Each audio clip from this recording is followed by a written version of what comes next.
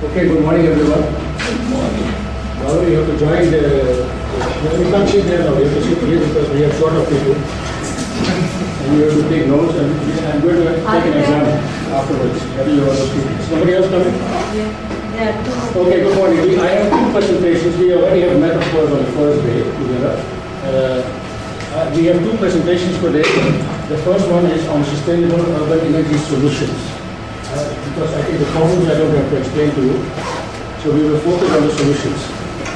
Do we have something remote? No, unfortunately. So you will be pushing? So every time when I do like this, we push. So why do we actually want sustainable energy systems and sustainable energy solutions? Now these are the four main reasons of course. That we have limited quantity of the fossil fuels, we have a problem of energy security, we have the issue of global warming, and we have the pollution. It is just good once in a while to remind yourself that we do it for this reason. Because we are talking so much about sustainability, but sometimes we forget why. Next please. Just a quick overlook of what has happened in the last 50, 60 years. Our population has grown from 2.5 billion to over 7 billion. Next. The gross world product, which is the value of all the services and goods that we produce, has gone from 5 to 50 trillion dollars. Next please. The same thing has happened with the fossil fuel consumption. It was below 2000 in 1950 and is now 10,000 million ton equivalent oil, going up like anything. The car fleet, next please. This is a breakup of oil, coal and gas. You can see that coal is flattening a bit because we are not drawing so much of coal anymore.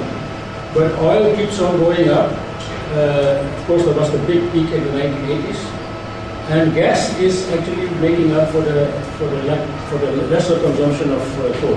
Next please. The world passenger car fleet, that's really a worrying number. I mean, we see from 50 million in the 50s to over 650 million today. And that also keeps on going up. All people who have cycles want motorcycles. Those who have motorcycles want a small car. Those with a small car want a big car. Those with a big car want a second car.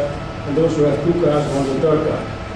And this is really going totally crazy, and the roads are more or less the same, especially in the cities like Bombay, Delhi, Chennai, or even in European cities. Those roads haven't changed much.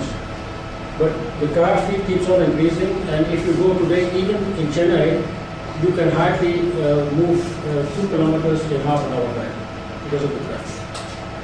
Yes, please. The world grain production has been going up, but you will see it is flattening. It's actually going down. And if you look at the next slide of the world grain production per person, that's actually going down. That's of course because world population has grown so much that the grain production cannot keep up with it. And what is even more worrying, next is the stocks of grain. We used to be much more comfortable in the 90s or in the 80s with stock reserves than we are today. So the amount of grain available in reserve is going down. So it means the cycle is becoming shorter and shorter, which means we become much more sensitive to disasters. Next please. World meat production is a real worrying number. And not only because of this number which is there, but also because meat takes in turn a lot of land, a lot of energy, a lot of water. And unfortunately now these KFCs and McDonald's, they're all over Asia. They have opened up in India also, and a lot of people, especially young people, they're all standing in the queue now to get a KFC piece of meat, which is probably without realizing how much of energy, water and land is gone into. Next. So what we get as a result of all this, that the global footprint, which is basically our demand on the planet, in terms of built-up land, forest land, fishing ground, cropland, and the carbon footprint, is going up and has now exceeded the world biocapacity. So we are basically overloading